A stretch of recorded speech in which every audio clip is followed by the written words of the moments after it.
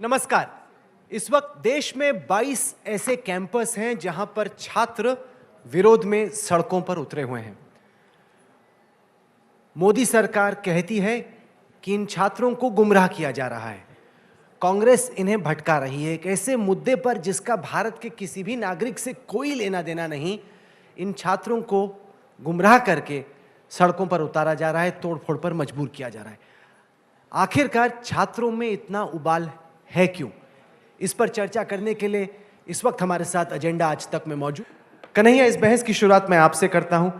प्रधानमंत्री ने आज ही बयान दिया जिसमें उन्होंने कहा कि भारत के किसी भी एक नागरिक का सिटीजनशिप अमेंडमेंट बिल से कोई लेना देना नहीं। कांग्रेस और उसका जो पूरा इकोसिस्टम है, उसके जो समर्थक हैं, वो छात्रों को भटका रहे हैं, बहला रहे हैं, उनको सड़कों पे उतार रहे हैं, जबकि ये सरासर गलत है और ये पाकिस्तान की जो सोच है, पाकिस्तान की जो आवाज़ है, उसको रिफ्लेक्ट करता है और हिंदुस्तान की ये सोच नहीं। सबसे पहली बात तो ये है कि मैं इस मंच से एक शर्मनाक घटना हुई है बिहार में, मुजफ्फरपुर की एक रेप पीड़िता जो हॉस्पिटलाइज थी, आज उसकी मौत हो गई है। उनके प्रति मैं अपनी संवेदना व्यक्त करता हूं और उम्मीद करता हूं कि इस देश में आगे से किसी बलात्कारी को नहीं बचाया जाएगा। हालांकि कुलदीप सेंगर को बचाने का प्रयास सीबीआई ने की थी, ऐसा कोर्ट का कहना है। दूसरा जो आपने प्रश्न किया है कि मोदी जी कह रहे हैं कि विद्यार्थियों को गुमराह किया जा रहा है। सबसे पहली बात तो ये है कि विद्यार्थियों को इतना नासमझ समझना ये सबसे बड़ी नासमझी है। विद्यार्थी कैंपस में पढ़ने के लिए आते हैं, देश दुनिया के बारे में जानकारी रखते हैं, उनको मालूम है कि क्या सही है क्या गलत है। जहाँ तक सवाल है कि इस कानून के विरोध करने का, तो मैं आपको बता दूं कि ये कानून अभी पास हुआ है। इस कानून के आने से पहले ही इस देश के अलग अलग कैंपस के विद्यार्थी सड़कों पे हैं और उनका मुद्दा ये है कि उनकी कैंपस में पढ़ाई लिखाई को महंगा कर दिया गया है। जहाँ तक जेएनयू का सवाल है, जेएनयू में फ़ीस वृद्धि की गई है और फीस वृद्धि यदि लागू होगा तो जेएनयू इस देश का सबसे महंगा यूनिवर्सिटी बन जाएगा। और जेएनयू का अपना डेटा कहता है कि 100 में से 40 विद्यार्थी ऐसे हैं जिनके परिवार की मासिक आमदनी जो है वो 10,000 से लेकर 12,000 रुपये तक की है। ये जो मुद्दे हैं कैंपस के, वो उनके अपने पढ़ाई लिखाई के मुद्दे हैं, अपने हॉस्टल के सवाल हैं, और वो चाहते हैं कि वो एक जिम्मेदार नागरिक बने। और ये एक जिम्मेदार नागरिक की भूमिका है कि जब उनके देश के संविधान के ऊपर हमला हो, एक ऐसा कानून पास किया जाए जो देश विरोधी हो, जो देश को तोड़ने वाला हो, जो अंग्रेज़ों के मंसूबों को पूरा करता हो, जो काम अंग्रेज नहीं कर पाए आज हमारी खुद की चुनी हुई सरकार कर रही हो, देश के संविधान की मूल भावना पर हमला किया जा रहा हो, तो ना सिर्फ विद्यार्थी बल्कि हर एक नागरिक को, चाहे उसका पेशा कुछ भी हो, उनको इस कानून के खिलाफ में अपनी विरोध को, अपनी आवाज़ को मुखर करना चाहिए। और प्रधानमंत्री जी ने जो कहा है कि ये पाकिस्तान की भाषा है, दरअसल प्रधानमंत्री जॉर्ज बुश की भाषा बोल रहे हैं कि जो जॉर्ज बुश के साथ नहीं है वो ओसामा बिन लादेन के साथ खड़ा है। लोकतंत्र में सरकार की विरोध करना ये लोकतांत्रिक जिम्मेवारी है। इसीलिए कहा जाता है कि लोकतंत्र तभी मजबूत होता है जब विपक्ष होता है। और मैं इस बात के लिए इस कैंपस में जो विद्यार्थी हैं और इस देश के विश्वविद्यालयों को ये बधाई देना चाहता हूं कि जब इस देश का विपक्ष चुप है, इस देश की यूनिवर्सिटी अपोजिशन की भूमिका निभा रही है, उसको बधाई का पात्र होना चाहिए। अनिमा, 11,000 इंडिपेंडेंट इंस्टीट्यूशंस हैं। अगर 22 जगहों पे प्रोटेस्ट चल रहे हैं जो कि शिक्षा आप मंत्री करवाना थोड़ी चाह हूँ रहे देश हैं, जो कि आप करवाना चाह रहे हैं, मेरा भी थोड़ा फ्रीडम ऑफ एक्सप्रेशन है। 2 साल हो जो कि गया, आप मैं करवाना सुन लीजिए, उनको भी सुन लीजिए। थोड़ा टॉलरेंस सर। जो आप करवाना चाह रहे हैं, ऐसा स्थिति ग्राउंड पे नहीं है। दूसरी बात, जामिया में भी क्या हुआ? आज जितने लोग भी वहां पे अरेस्ट हो रहे हैं, क्यों ऐसा है कि उन लोग के पास आई कार्ड्स नहीं है?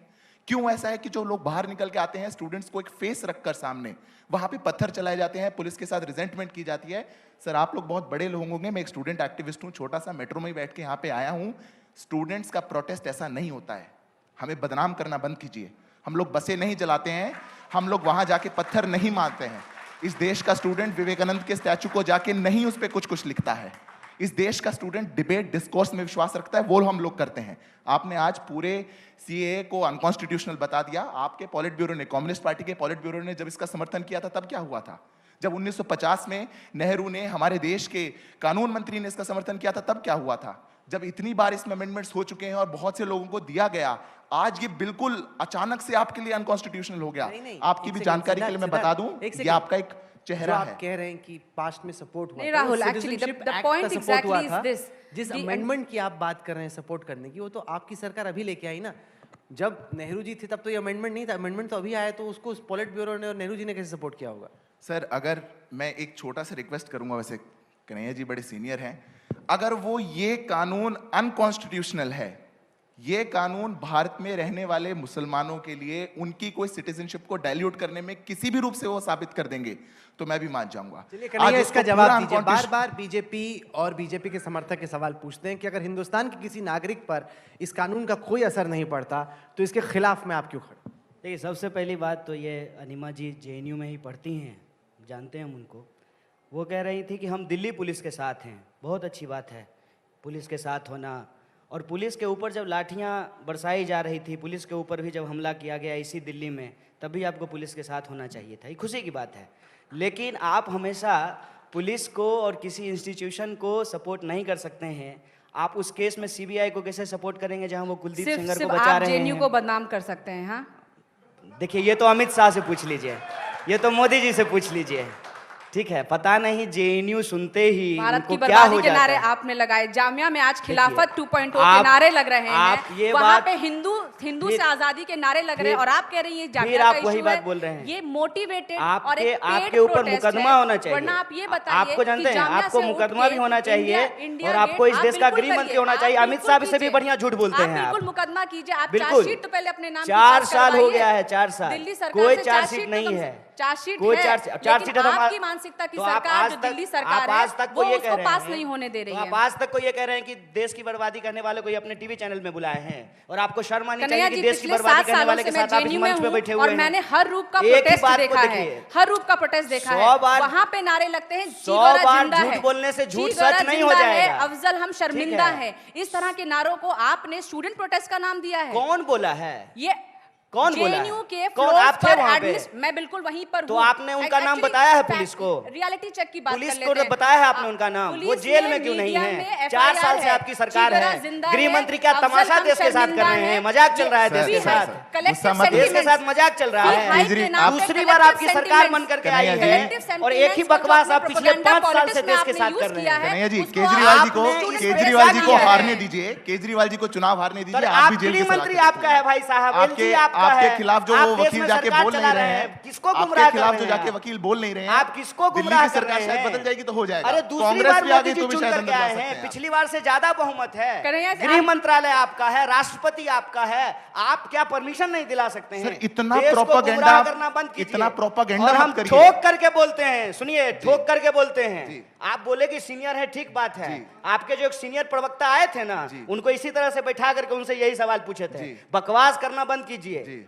ठीक है, और दूसरे के नाम पे वोट मांगना ये भी बंद कर सर, दीजिए। गुस्सा मत आर्मी हुइए, का एक हम प्रश्न support करते पूछूंगा, हैं। एक प्रश्न नहीं, पूछूंगा, एक- गुस्सा एक मत प्रश्न का हुइए। जवाब नहीं है आपके पास। गुस्सा मत हुइए, एक प्रश्न पूछूंगा। एक भी प्रश्न का जवाब नहीं है आपके पास। मैं हर प्रश्न का जवाब देने के लिए तैयार हूं। एक ही बात बौखलाहट- बोलते हैं कि देश की बर्बादी का ये नारा बौखलाहट लगाते हैं। कहाँ से आ आप रही है? सरकार चला रहे हैं कि तमाशा चला रहे हैं देश में? कार्रवाई क्यों नहीं कर रहे हैं आप? ऐसे नहीं होगा। सुनिए सुनिए, एक ही बात बकवास बोले जा रहे हैं नहीं, ये लोग नहीं, इतना दिन से एक सेकंड। जेएनयू एंटी कन्हैया, मुझे ऐसा लगता है एक कार्रवाई क्यों नहीं हुई है? ऐसे नहीं होगा। बहुत ही सुनो, सुनो, कमजोर एक सेकंड। विपक्ष देश की है। जनता को ये ये सवाल माइक अपना नीचे। चुनना कार्य चाहिए है, कि वो कार्रवाई कैसे क्यों नहीं लोग हुई जहाँ है? पे रखा है। प्रोड्यूसर जो है ना, सारी क्यों माइक नहीं बंद कर कार्रवाई दीजिए, हुई सारी है? माइक बंद कर दीजिए। बता दूं, मेरे अलावा सारी माइक बंद कर दीजिए, माइक बंद कीजिए, माइक बंद कर दीजिए। बंद हो गई सारी माइक, माइक बंद कर दीजिए, माइक बंद कर दीजिए, माइक बंद कीजिए। फरत माइक बंद, सारी माइक। अच्छा, अब आपकी माइक बंद है, आपको कोई नहीं सुन सकता, आपको कोई नहीं सुन सकता। एक सेकंड, एक सेकंड, एक सेकंड, एक सेकंड। ऐसे बहस नहीं हो सकती है, ऐसे बहस नहीं हो सकती है। आप बैठिए। मैं एक सेकंड, मैं आपको भी सेंसर करना चाहता हूँ। वो इसलिए कि आप बकवास टाइप के शब्द का इस्तेमाल मत कीजिए, ठीक है? आप ये बोलेंगे नहीं, देश तो की हम बर्बादी लोग- का नारा, ये कोर्ट नहीं है ना? नहीं, अभी आपकी माइक ही ऑन नहीं है मेरी। नहीं, अभी मैं आपको तो बोल सकता अरे अभी जैसे लोकसभा के स्पीकर के तौर पे मैं नियम सेट कर रहा हूँ डिबेट के। वो नियम ये है कि एक एक करके बोलेंगे, ठीक है? वरना मैं मार्शल बुला के इस सब जो डिबेटर ऐसा आउट ऑफ कंट्रोल चल जाएगा, उसको बाहर करना पड़ेगा। एक एक करके जब आपसे पूछा जाए तब आप जवाब दीजिए। ऐसे करेंगे तो कोई फायदा नहीं है, कोई मछली का मार्केट थोड़ी है। नहीं, अभी आपकी माइक ही नहीं है। आपको मैं बोल रहा नहीं, ठीक है, चलिए अब माइक ऊपर की। स्पीकर को बोल रहा हूं मैं, जो 5 माइक- साल माइक से एक साहब, बात प्लीज। नहीं, आप मुद्दे पे डिबेट करवाइए, झूठ नहीं बोलेंगे, यहाँ बैठ करके झूठ नहीं बोलेंगे। मामला कोर्ट में है, अभी तक दूसरी बार चुन करके आए हैं, क्यों नहीं हो रही है कार्रवाई? अगर देश के खिलाफ कुछ बोला गया है तो क्यों गुमराह कर रहे हैं देश बता दूं मैं आपको, बता दूं, अच्छा मैं सुनिए, सवालों का जवाब दूं, देता हूं। जवाब दूं, कार्रवाई क्यों नहीं हो रही, जवाब दूं, दीजिए। सुनना चाहेंगे? बिल्कुल। क्योंकि आपके खिलाफ जो आपका दिल्ली में केस रजिस्टर्ड है, उसमें जो पब्लिक प्रोसिक्यूटर दिल्ली सरकार के अंडर आते हैं, वो बार बार कोर्ट में जाके कह रहे हैं कि नहीं, हम अभी दिल्ली पुलिस से चार्जशीट नहीं ले पाए, हम नहीं देंगे। अरे तो दिल्ली आपकी- पुलिस दिल्ली सरकार के जो अंदर थोड़ी आपके गृह साथ- मंत्रालय के अरे अंदर है, सर, परमिशन दिलवा सर, दीजिए। लॉ का छात्र हूं, पब्लिक प्रोसिक्यूटर ही कोर्ट में जाके प्रेजेंट कर सकता है, कमिश्नर नहीं जाके कहेंगे कि कन्हैया LG कुमार से को अंदर परमिशन करिए। दिला दीजिए। आप इतना भी प्रोपेगेंडा मत करिए LG ना। से परमिशन दिलवा दीजिए। इतना प्रोपेगेंडा मत करिए, पब्लिक प्रोसिक्यूटर कहेगा। इसलिए कह रहा हूं, अगर बाई चांस केजरीवाल चले गए ना, कहीं ऐसा ना हो आप उनके साथ चले जाए। LG से परमिशन दिलवा दीजिए। ठीक है, एक सेकेंड। आप कहने को कुछ भी कहते और एक रहिए बात साहब। बता देते हैं, जिस दिन हम इस केस से छूट करके आएंगे ना नीमा जी, तब आप हमसे नजर नहीं मिला पाइएगा। झूठ झूठ होता है, याद अगर रखिएगा। आप केस नहीं जीत सर, गए और तो मैं आप सच में- गोडसे मैं को सच में मानने वाले स्वागत लोग हमको करूंगी। देशद्रोह नहीं साबित कर मैं सकते सच में हैं। स्वागत सर, करूंगी। आप सरकार के खिलाफ बोलिए ना, आप नीतियों की बात करिए ना, आप एक्ट की बात करिए, आप एजुकेशन की बात करिए, पर आप तो ये मत CA बोलिए कि एक्ट मेरे नहीं देश है। के सुप्रीम CA कोर्ट ने एक्ट है किसी ना। को अगर सजा दी NRC तो वो जज कातिल थे, ऐसा नहीं सीए है। एक्ट है कि नहीं है? एक्ट के खिलाफ जामिया के स्टूडेंट प्रोटेस्ट कर रहे हैं जी। तो उस पे ये कह रहे हैं कि ये लोग सीए के खिलाफ क्यों बोल रहे हैं? देखिए, इसको कहते हैं ना देहाती भाषा में हमारे कोना कोना कौन कोना सौतली पुतहु कोना खेलना। यहाँ का मुद्दा वहाँ पहुँचा देना, वहाँ का मुद्दा वहाँ पहुँचा देना। सिंपल, देखिए सीधी सी बात है। मैं कभी भी इसको लेकर के, मैं कितनी मंच पे गया हूँ, इसकी सफाई ही नहीं देता हूँ। मैं इसकी सफाई नहीं देता हूँ। अगर मैंने देश के खिलाफ कुछ बोला है तो देश में कानून है, देश में पुलिस है, मेरे ऊपर कार्रवाई होगी, मुझे फांसी पर चढ़ा दिया जाएगा। जब कुलदीप सेंगर नहीं बच पाया बलात्कारी, तो कन्हैया कुमार भी नहीं बचेगा अगर कुछ गलत किया है तो देश की पुलिस और कानून पर यह भरोसा रखें। मोहम्मद अली, आप जहां तक मुद्दा का सवाल है, देखिए मुद्दा जिसको बार बार डाइवर्ट किया जा रहा है, मुद्दा का सवाल है, ये कहते हैं कि कोई स्टूडेंट बस नहीं जला सकता है। बिल्कुल ठीक बात है, कोई स्टूडेंट बस नहीं जलाता है और कि कोई स्टूडेंट बस जलाया भी नहीं है। ये आर्गुमेंट लेकर के लोग आए हैं कि पब्लिक प्रॉपर्टी का नुकसान किया गया है। गलत बात है, पब्लिक प्रॉपर्टी का नुकसान नहीं होना चाहिए, क्योंकि पब्लिक प्रॉपर्टी पब्लिक की है, पब्लिक को उससे नुकसान होता है। मेरा यही सवाल है कि क्या जामिया एक पब्लिक फंडेड यूनिवर्सिटी नहीं है? क्या जामिया की लाइब्रेरी पब्लिक प्रॉपर्टी नहीं है? और जामिया के जिन स्टूडेंट को पीटा गया वो भी तो पब्लिक है, जिसके ऊपर लाठी मारा जा रहा है। जिसे देखिए, मैं बहुत खुश हूँ कि आज तक के पास एक ऐसी टीम है जो अफवाहों की पड़ताल करती है। तो आज तक की टीम ने एक पड़ताल की थी, स्टिंग ऑपरेशन किया था, जिसमें ये साफ साफ बताया गया था कि कन्हैया ने नारा नहीं लगाया, वो वीडियो डॉक्टर्ड किया गया है। अनिमा जी माफी मांगेगा देश से? I object. 12 वीडियोस में से 7 ऑथेंटिक थे और जो अब मैं आता हूँ मुद्दे पे। वीडियो जो YouTube अब मैं मुद्दे पे अपलोड आता किए हूँ। थे, छोड़िए ना, वो अरे आपकी डॉक्टर थे सरकार है, बस। थोड़ा नहीं, हमको भी नहीं, बोलने दीजिए। नहीं, आप एक तरफा पार्लियामेंट डिबेट में नहीं भी कर आप ही सकते। हैं, सब जगह आप ही 12 हैं, में से टीवी पे 7 भी आप ही वीडियोस हैं। authentic थोड़ा है, बोल ये लेते हैं आज तक मैडम, नहीं बोलने दिखाया दीजिए। था। उनको थोड़ा बोलने दीजिए मैडम, क्या कीजिएगा, गजब स्टाइल है। खैर, हमारे साथ जो एबीवीपी के लीडर थे, अनिमा जी आप जानते होंगे, सौरभ शर्मा, जिनके इनिशिएटिव से ये तथाकथित केस मेरे खिलाफ हुआ था, उनको जेएनयू में नौकरी दी गई है। ठीक बात है ना? उनके और मेरिट नियमों पर। को ताक पे रख करके, उनके मेरिट पे दी नियमों गई को है। ताक पे, बेईमानी मत कीजिए, नियमों को ताक पे रख करके। क्योंकि खैर, जो क्योंकि मुद्दा है, आपको मुद्दे नहीं- पे आते हैं। कैंपस क्यों बहस में है, इसके 2 कारण हैं, इसको समझ लीजिए। पहला कारण यह है कि कैंपस के विद्यार्थियों के पढ़ने के अधिकार पे लगातार हमला किया जा रहा है। इस बात को समझिए। सरकार ने सेस का जो 84,000 करोड़ रुपया वसूला है एजुकेशन सेस का, उसको एजुकेशन पे खर्च नहीं किया है। लगातार एजुकेशन महंगा हो रहा है, इससे आप कोई लोग इनकार नहीं करेंगे, चाहे आप प्राइवेट एजुकेशन ले रहे हो या पब्लिक फंडेड एजुकेशन ले रहे हो। उसकी वजह से क्या हो रहा है कि इनकम लोगों की कम हो रही है और ज़रूरत की चीज़ें महंगी हो रही है, शिक्षा लोगों की पहुंच से दूर होता जा रहा है। मात्र 1% लोग जो है वो हायर एजुकेशन में जा पा रहे हैं। हम जीडीपी का 3% से भी कम एजुकेशन पे खर्च करते हैं। नतीजा क्या होता है कि बड़ी मुश्किल स्थिति में विद्यार्थी अपनी पढ़ाई करते हैं। कन्हैया, मैं आपको रोकने, मेरी बात सुनिए, मेरी बात नहीं, बस एक नहीं, मिनट, अरे क्योंकि एक जिस फीस की बात एक करें ना, पॉइंट बोलने फीस तो हम दीजिए। लोग देते हैं, फीस तो यहाँ बैठे लोग हैं वो देते हैं, वो ये सवाल पूछते हैं कन्हैया साहब। भी अब देते नहीं, हैं। नहीं, अब आपको हम देना भी पड़ देते रहा है। हैं। हाँ, अच्छी बात है, देना भी अब हम चाहिए। भी टैक्स दे रहे हैं। अच्छी बात है, देना चाहिए। बहुत सब दिनों से देता आप है पढ़ सर। रहे थे, अब तो आप पे भी सब कीजिए देता है टैक्स। सर। हाँ, देना चाहिए। जो लोग नहीं, मेरा नमक सवाल खरीदता सुनिए। है वो भी टैक्स देता है, जो लोग जूता खरीदता है वो भी टैक्स देता है, कन्हैया इनडायरेक्ट साहब, टैक्स देता है। सवाल ये है कि अगर फर्ज कीजिए जवाहरलाल नेहरू यूनिवर्सिटी में, जामिया में, किसी बनारस हिंदू यूनिवर्सिटी में, किसी भी यूनिवर्सिटी में तमाम तरह के बैकग्राउंड के लोग आते हैं। अगर कोई इकोनॉमिकली वीकर सेक्शन से आता है, उसकी हैसियत नहीं है, उसके परिवार के पास पैसे नहीं है, संसाधन नहीं है पढ़ाई करने के, तो उसको टैक्स पेयर से सब्सिडी मिलनी चाहिए, एजुकेशन लोन मिलना चाहिए। लेकिन अगर वो ऐसी फैमिली से आता है जिसके पास पैसे हैं, उसको फिर क्यों सस्ती कीमत पे मिलनी चाहिए? वो जब तो आप विदेश जाके ऑक्सफोर्ड पढ़ते हैं। चला जाता है सर, वो तो कैम्ब्रिज पढ़ने के लिए चला जाता है। नहीं नहीं नहीं नहीं, ऐसा नहीं है। कई ऐसा सारे नहीं है, सर। दिल्ली यूनिवर्सिटी में, बनारस हिंदू यूनिवर्सिटी में, जामिया में कई सारे ऐसे छात्र पढ़ते हैं। अच्छा, आपके पास पैसा रहेगा तब भी जो है आप सरकारी अस्पताल में इलाज कराते हैं कि नहीं प्राइवेट नहीं, अस्पताल ये में इलाज एकदम कराते हैं? बेतुकी बात है। ये सब नहीं, बात ये already बेतुकी बात है। establish हो चुका है इस देश में। दिल्ली में भी, दिल्ली यूनिवर्सिटी में इतने सारे परिवार के लोग आते हैं जो आराम से जितनी फीस देते हैं उससे 10 गुना ज्यादा फीस देते हैं। जो स्कूल में 25-25 हजार रुपए हर महीने फीस देते हैं, लेकिन वहां जाके 2-3 हजार रुपए फीस देते हैं। ये क्यों ठीक है? ये बिल्कुल ठीक नहीं है। इन छात्रों को ज्यादा फीस देनी चाहिए। जो कमजोर फैमिली से आते हैं वाकई में उनको सब्सिडी मिलनी चाहिए। अच्छा, देखिए ये जो सब्सिडी वाला ये बहस कब तक है, मुफ्तखोरी चलती रहेगी भाई? जो पे कर सकता है उसको पे करना चाहिए, जो आप- नहीं पे कर आप सकता पढ़ने उसको का- सब्सिडी मिलनी चाहिए। पढ़ने का ताली मत बजाइए, पढ़ने का अधिकार मुफ्तखोरी नहीं है साहब, क्या बात कर रहे हैं? एजुकेशन आपका फंडामेंटल राइट है, आपका बेसिक फंडामेंटल राइट है, आपको एजुकेशन मिलना चाहिए। एजुकेशन जहाँ तक सवाल है, सिंपल समझिए, हमारा जो स्टेट है ये उसकी रिस्पॉन्सिबिलिटी है कि हम उसके प्रॉपर्टी हैं। ये बार बार जो पब्लिक प्रॉपर्टी के नुकसान की बात की जा रही है, तो सिटीजन भी पब्लिक प्रॉपर्टी होता है स्टेट का। आप सुसाइड कमिट नहीं कर सकते हैं क्योंकि आप स्टेट की प्रॉपर्टी होते हैं। तो पब्लिक प्रॉपर्टी को जहाँ तक बचाने का सवाल है, हमारा स्टेट एक वेलफेयर स्टेट है, उसमें हम लोगों को ये समझना चाहिए कि ये सरकार की जिम्मेवारी है कि सरकार को हम टैक्स देते हैं, सरकार बदले में हमको सर्विसेज देती है। अगर इस देश के टैक्स का पैसा एजुकेशन पे खर्च नहीं होना चाहिए तो गुजरात के मुख्यमंत्री रूपानी जी के प्राइवेट जो जेट खरीदा गया है उस पर क्यों खर्च होना चाहिए? 200 करोड़ क्यों उस पर खर्च किया गया है? प्रधानमंत्री के लिए 5 करोड़ का कार क्यों खरीदा गया है? देखिए, प्रायोरिटी को तय करना बहुत जरूरी है। एजुकेशन को आज जिस नजरिए से देखा जा रहा है कि एजुकेशन लेना मुफ्तखोरी है, बैठ जाइए सर, आपका भी जवाब दे देंगे। एजुकेशन लेना मुफ्तखोरी नहीं है, और जो लोग एजुकेट होते हैं वो बाहर निकल करके सर्विस देते हैं। एजुकेशन जो इंस्टीट्यूशन है उसके बाहर में क्या लिखा रहता है? शिक्षार्थ आइए, सेवार्थ जाइए। अगर हम पीएचडी नहीं करेंगे तो हमको अच्छी नौकरी कैसे मिलेगी? आज जेएनयू से जो पढ़े हुए लोग हैं वो अच्छी जगहों पे जाकर के सर्विस दे रहे हैं। मैं एक इंटरेस्टिंग बात बताता हूं, अनिमा जी दिल्ली पुलिस को सपोर्ट कर रही थी। जो जामिया का इलाका है वहां का जो डीसीपी है चिन्मय बिस्वाल, वो जेएनयू से ही पढ़ा हुआ है, वो जेएनयू से पढ़ करके निकला है, सब्सिडी से भी पढ़ाई करके बाहर निकला है।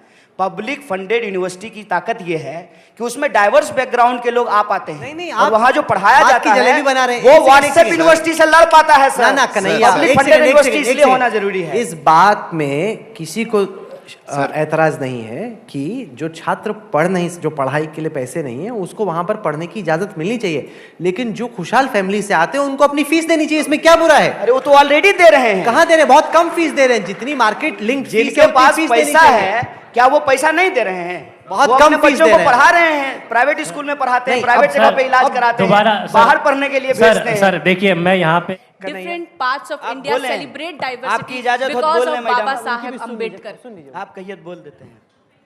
सुनिए लीजिए, बस 1 मिनट में बोल देंगे सब बात, चुपचाप बोलिएगा, फिर एक भी झूठ बीच में नहीं घुसा दीजिएगा। स्मृति ईरानी जी जब हम स्टूडेंट लीडर थे तो हमारी शिक्षा मंत्री थी। कमाल का एक चीज हुआ इस देश में, आप लोगों को याद दिला देते हैं।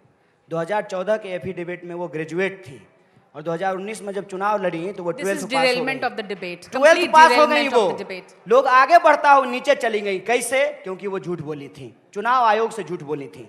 आप लोग भी झूठ बोलने में माहिर हैं। मैं आपको बता दूं, ये रसिया, स्टालिन कहां कहां चले जाएंगे, लेकिन इस सवाल का जवाब नहीं देंगे कि देश में अभी क्या हो रहा है। देश में ये हो रहा है, वो अच्छा महिला का सवाल उठाइए।